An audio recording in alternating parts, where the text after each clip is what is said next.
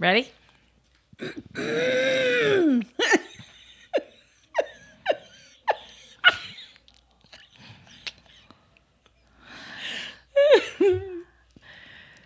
going to be a... All right. Okay. Are you ready now? Yes. All right. All right, Gianni, here we go. Well, welcome back to the Healthy Hurried Human podcast. Yep. Yep. What'd she say? She said, hold on. Yep. And I just got back from the beach. Not you, Katherine. Oh, I am Casper. No, usually not that. the friendly Maybe ghost. it was really, really pale. Hold on. Okay. We're good now. It's still recording. Oh, wait till you see that one. Fine. Okay. Take two. Well, we're excited to be back with the Healthy Hurried Human podcast. I have to say, I'm enjoying season 2 a lot.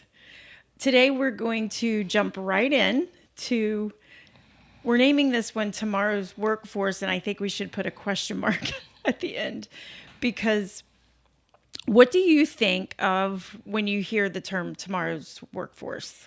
It quickly takes me back to my recruiting days and the pipeline questions about will we have the right people in place when we land a big project, or, you know, our predictions for 5 years out, 10 years out. That's immediately what I think of. That's funny because that is way more cerebral than what I think of when I first got asked, hey, what do you think about Tomorrow's Workforce? I went to Disneyland, to Tomorrowland. And that is not what anybody is talking about when they are wanting to discuss tomorrow's workforce. Well, I don't know. I would rather be at Disney World than I would be in a boardroom trying to figure out our talent pipelines. Do you think that if in boardrooms, here we go again, in boardrooms and meetings and leadership, when do you think people are discussing tomorrow's workforce? Always. In what ways do you think they're discussing it, though? Currently or traditionally? Both? Answer both. Well, traditionally, healthy companies recognize that there is going to be retirement, recognize that there's going to be growth, and know that really what their commodity is, what they bring to the table, is their human capital. And are we training the right workforce? Do we have the right people in place? Is there mentorship? Is there development? You know, being from the HR side, do we have the right people in our company to have the growth projections that we're looking at, or to be able to fill the projects that we're bidding on? Well, that was particular for that one company, but that from my experience, whether it was when I was a retail manager, you had to have somebody who could work the store 7 days a week, and trying to keep people in there with a high turnover, because the retail market that I was in was not necessarily something that had a lot of career opportunities for people. There were really only 2 or 3 people in a store that could make a career out of being in retail. Right. So that is one aspect of how I think for successful people, if you want your company to be sustainable, if you want an evergreen company, if there's a longevity, if there's a legacy, then you have to actually internally develop, but also look at what externally you want to hire in. You and I, when we were talking about this, you had brought up something where companies can get very focused on the fiscal aspect of it. Talk a little bit more about that, because I was like, that's where I think the focus goes when people think of when companies and organizations are planning or adjusting, they are thinking almost one-dimensionally. Well, maybe not. If we're talking about like private sector or valuation firms, they look at a number of key indicators to value a company for stock values. And there are 5-year predictions. There's also, I mean, they look at performance, like what were your predictions for the last year? Did you meet your goals? And they look at their 5-year trajectory. There are a number of factors that go into place for evaluation. One of them that is not necessarily looked at is the talent pipeline. And what will you have the workforce that's going to be there? I think it's just assumed that the financial reflections are the temperature that need to be taken in many different things. Your KPIs, Those are the all fiscal goals. That's much more of what is being reported and recorded and presented to the board of directors. And I take that back. Most of the time, the board of directors will, depending on how close the board is and how large the company is, we'll usually have a conversation at some point in time about your talent pipeline. Oftentimes will be a presentation regarding, what do you have on the horizon already in place. But when it's coming to valuations and reportings and recordings, a lot of times, I mean, I haven't seen a sheet given about the stock value of a company and their talent pipeline. So I think what we're kind of getting at the most is that companies can get very focused on where is this, what are we going to look like in 5-10 years fiscally with numbers, but maybe there's not acquisitions, right. But not as much of what does our human capital workforce look like, other than, I think right now, the conversation is AI going to be a heavy player. We're going to get into that in another episode, but is AI going to be a big player? What's going to happen with how employees are seen, how they're treated, how are we, That's more of the human resources side, or the talent economy side that is just assumed you're going to do that well, because it's imperative to growth. But I think that's where you and I are kind of the whistle to say, I don't think we can assume, like there's too much assumption, and maybe the way we've assumed before isn't working. That is where a large part of what happens is that the indicators begin to slip. Financially, you begin to slip. A project fails. That was a key project. And that's what causes people to stir the waters and say, we don't have the right mix here. This isn't correct. And that's usually when consultants get called in, is because something isn't working well. That's right. Well, I want us to kind of pivot, but also kind of align something here and talk about something that you and I have enjoyed talking about, which is looking back and saying, when we look at the workforce as a whole, I love looking at the history of the workforce. Sure.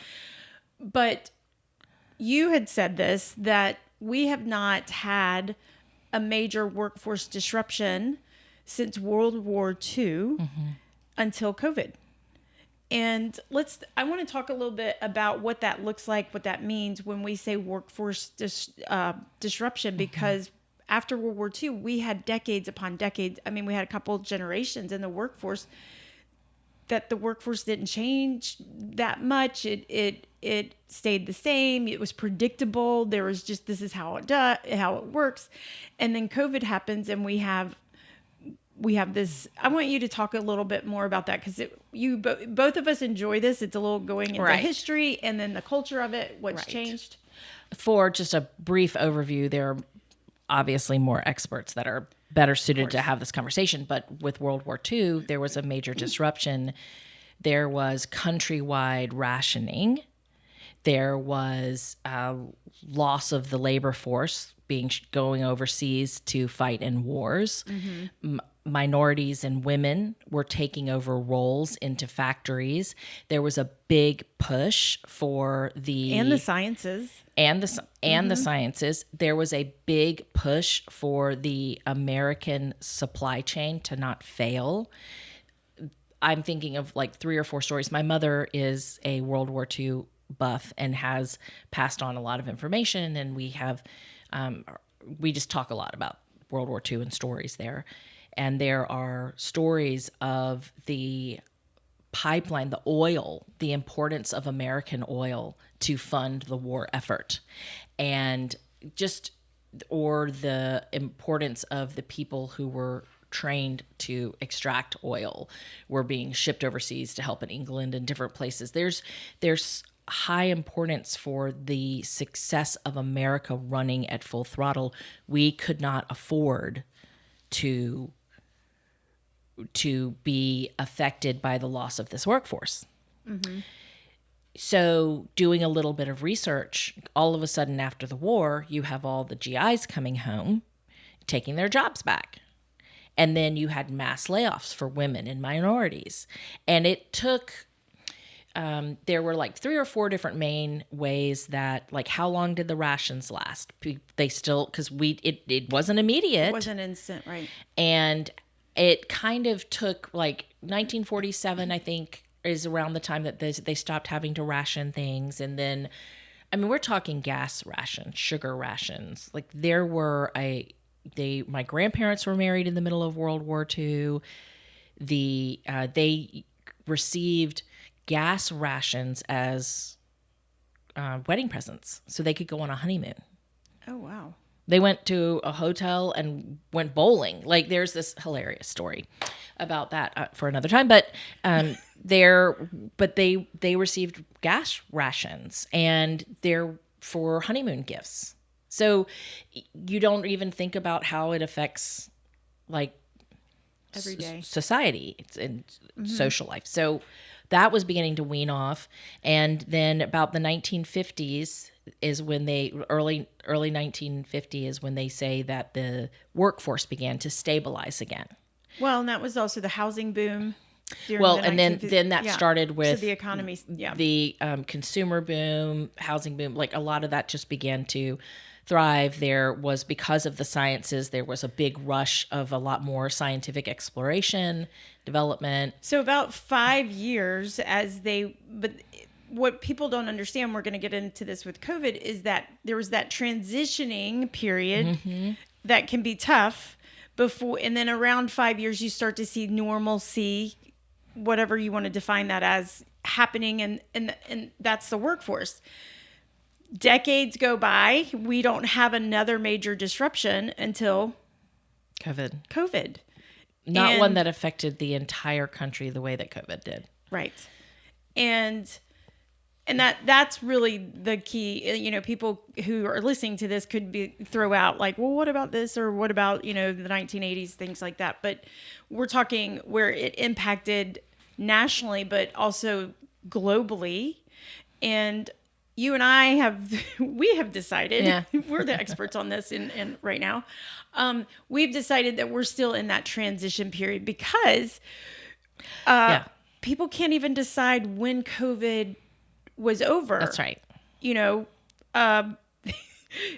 Just recently I hear people say, in 2021, in the middle of COVID, and in my mind, I'm like, what? Really? I heard because we were in Georgia. Someone was referring to 2022 in the middle of COVID, and that being in the state of Georgia, we opened up in May 4th of 2020. Right. And my family members in Virginia, we had a death in the family, and in October, my grandmother passed away, and we went to Virginia for the funeral, and they hadn't been in restaurants because Virginia was still right. closed. And I was saying that in 2022 we went up north, and it was like they were just kind of waking up and just starting to. And there was still what do we call it? Like mandates in place, and in 2022 for us, and coming from Georgia, we were like, what in the world? And that is a good reason to say we're still not clear on when was it. When are we done? When are we past it? When were the restrictions or the mandates? Like, when did that stop? We know that the effect it had on the supply chain is still ongoing, and that has not really picked back up again. That we saw it affect housing. We saw it affect commercial real estate. there was a lot of disruption, and we could name every single industry Right. that has not come back yet fully. And so that creates this confusion of like, so how long, because I was asking you, when do we think we can be past the transition of coming out of COVID and think, all right, this is now the normalcy of work? And we don't have the answer to that. I'm kind of like 2030. Can we hopefully expect that?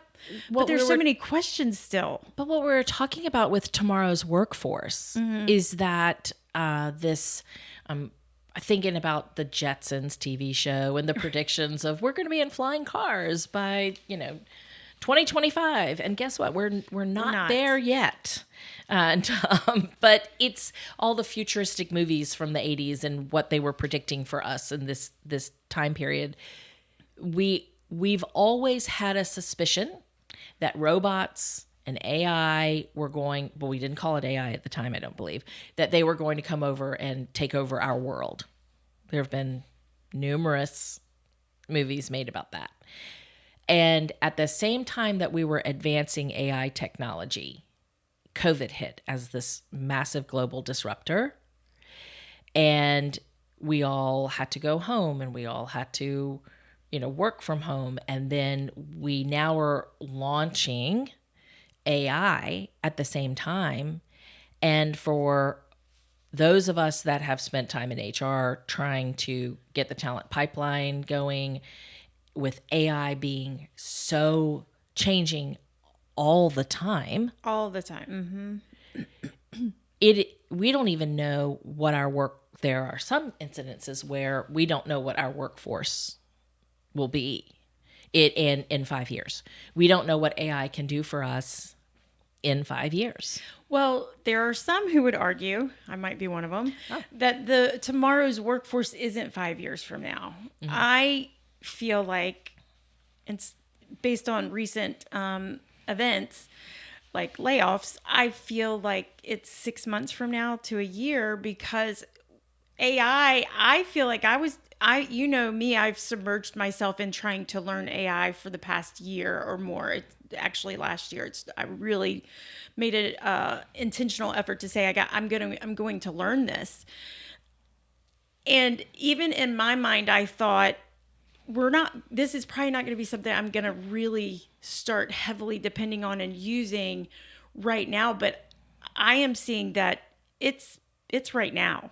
It's coming right now. And we're going to talk about a particular company in another episode soon. But you're hearing about major companies laying off and saying, we are turning and relying heavily, we're replacing jobs with AI. So I don't know if I think when we're talking specifically about AI, that I think that's tomorrow's workforce 5 years from now. I think we're looking at it in 6 months to a year, that it's going to have, part of me wonders if we haven't talked about this, but I'm also wondering if it's going to bring another disruption. I'm two-minded about this, because we have less babies being born. Mm. There are some who would argue against that. No, I agree with you. No, but there are those who. That is not. It's not. It is a proven fact that women at the age of 35 have fewer babies than ever before in the history of America. Mm. There are fewer children being born. Period. It is not in question. It is. So you're two-minded in that we're going to need AI? We have the luxury of having a lot of people take care of us and do things for us, and we are not going to be able to have people in those jobs. We don't have enough people. So there will be a disruption in, think of every single restaurant we go into, all the help wanted things that they just don't have enough people who want to take those jobs or who are doing those jobs. And the interesting thing is, the jobs that are being replaced are more, well, at least what I've been noticing, are more thought producing jobs, right? Or God forbid, customer service helpline that Good you call Lord. into. But there are, I feel like I'm getting off track with what I'm saying, but we don't. So one of my points is that 30 years from now, we don't have the labor force we need. I think it's well established. I'm a Michael Rowe from Dirtiest Jobs and various other things. He was talking about the need for laborers to build battleships, submarines, to do manual labor that cannot be done robotically. And he was being approached by different organizations saying because he has an organization called Mike Rowe Works, look it up, that is incentivizing and giving scholarships to people who are going into trade schools. And they came to him and said, we need people. And he said, the people that you need are in 8th grade, because we have not prepared. We have not been educating, impressing, recruiting people to go into the trade schools, to go into trade. And we need to start now. We've got a 10-year gap that we've got to work for, because we have dropped the ball on recruiting people into industries that actually have to have a human doing them. So that's another, where is tomorrow's workforce? They're in the 8th grade. Yeah. And so that's kind of my mind of we don't have enough humans. We're not reproducing.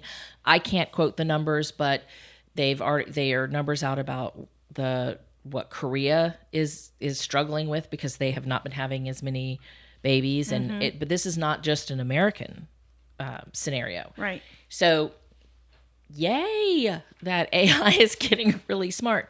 What I think is fascinating is the jobs that they're taking over are not the ones that we thought they were. That's right. Because I think in many ways we thought AI is going to take over just task-oriented jobs. That we don't want.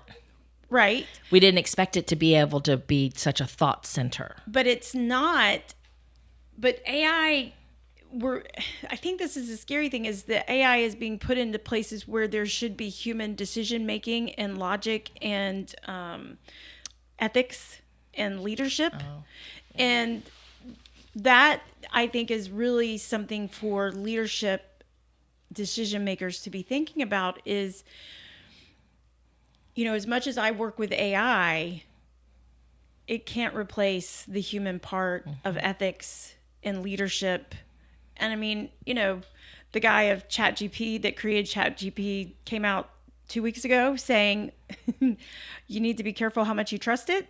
I mean, he's the one who created it, saying that, we have, and so I guess that's where I look at these companies who are saying, we're going to bring in AI in this huge mass way. And yet you have creators of AI saying you got to be careful. So there's also studies that are being done, and they have been done for a while now, that are showing the effect of human brain function when we let AI make a lot of decisions for us. Mm-hmm. So when GPS came out, which I use GPS every single day in Atlanta because mainly for traffic, not anything for trying to, not necessarily because I don't know how to get places. It is 100%, is this road under construction, and are there, how long is it going to take me to get someplace? But the taxi drivers in London were renowned for knowing the city like the back of their hand, having their own routes, getting places quickly. And when they introduced GPS, after a number of months, they stopped using them, and they were saying it makes us dumber. Like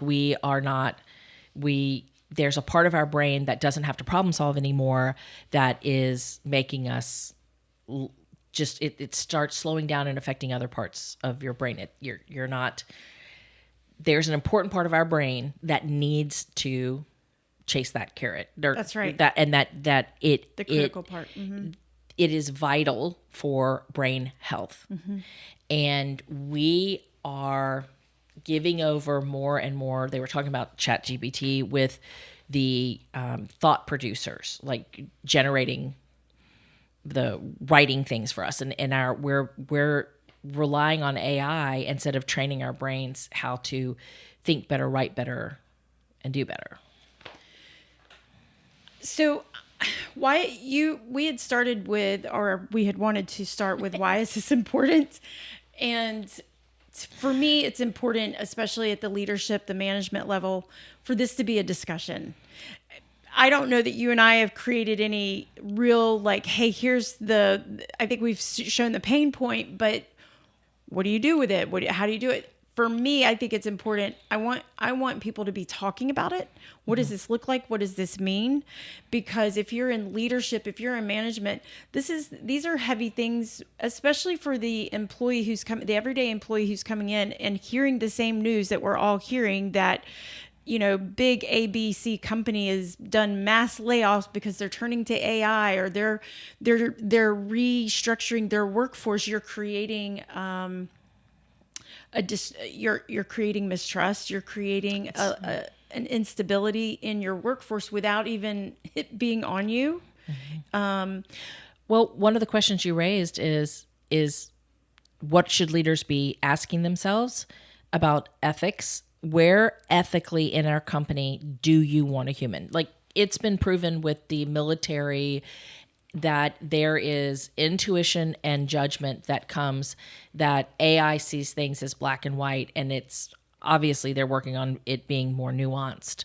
But where in your company, let's just look at every job. Take the time to look at every role in your company and say, what could be replaced with AI, and what do we stand firm on that cannot be replaced? I love what that. has to have a human component. And that needs to be a conversation now. It does. Of what, and make that decision and set that precedent. And then, have that conversation about key factors of what would be lost with the human element. This makes me think of, you and I have talked in previous episodes about the importance of succession planning. And to me, this needs to be bullet point 1, 2, or 3 when you sit down to talk about what do we value when it comes to succession planning, and how are we going to do that. I would say this episode is, I hope it's motivational. I hope it creates, we haven't really solved anything per se. We're not even sure if we could decide on, is it the workforce of tomorrow 6 months from now, or is it 5 years from now? It's both. Yeah, I do believe that it's both. There's aspects of it that are strongly both, but I want people to sit down, and especially at the leadership table, to say, we have to make this a conversation, and it has to be a conversation often and frequently, and that we keep questioning the importance of, like you said, where's the ethics? Where are our values as an organization, and how are we going to stay aligned to that as we grow, as we change, as we shift in the workforce? What's the human component that would be lost if we were to go to AI? Mm-hmm. And I mean, don't get me wrong, I had ChatGPT write we were doing in October a breast cancer awareness initiative, and I had ChatGPT help me write it, and it was great, and it pulled in a lot of things. But I always go back and have to tweak things and personalize it and make it more specific to who our people are. And that's something that human value makes a human connection. You just don't get that from AI. You just don't get that. The human connection. I don't care how great your robot is. Well, Grant gave me a closing remark option here, and I like it. It says, we can't slow the future down, but we can show up for it emotionally ready, relationally clear, and mentally flexible. That's the new gold standard, and it's the only way that we're going to thrive in our workplaces. We didn't dive deep into all of that, but as we're looking and planning in leadership for a futuristic workforce, all of our key functional indicators play into it, but several that the 3 that are at the top are the positive self-growth. Are we building that into our workforce? Are we helping people understand healthy inner circle? Are we creating that for them? Because workers are more connected than they've ever been, because we can get on Zoom calls and Teams meetings, but they're also reporting that they're the most lonely at work than they've ever been. And so that speaks to the emotional and relational aspect. And then empowering questions, being willing to ask the hard questions that aren't necessarily for getting a solution and solving it, but are creating clarity for how we're going to build and how are we going to adjust. So I'm going to leave it there. Great.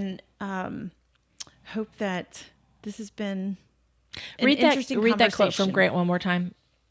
We can't slow the future down, but we can show up for it emotionally ready, relationally clear, and mentally flexible. That's the new gold standard, and it's the only way we thrive in the workforce. Emotionally clear. The three things. Emotionally ready, relationally clear, Okay. and mentally flexible. I think I like that one. That one fits for me. I'm gravitating towards that mentally flexible because middle age you get Well, change is coming. Changes here. it changes here.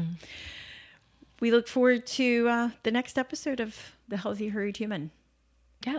Thanks for being with us.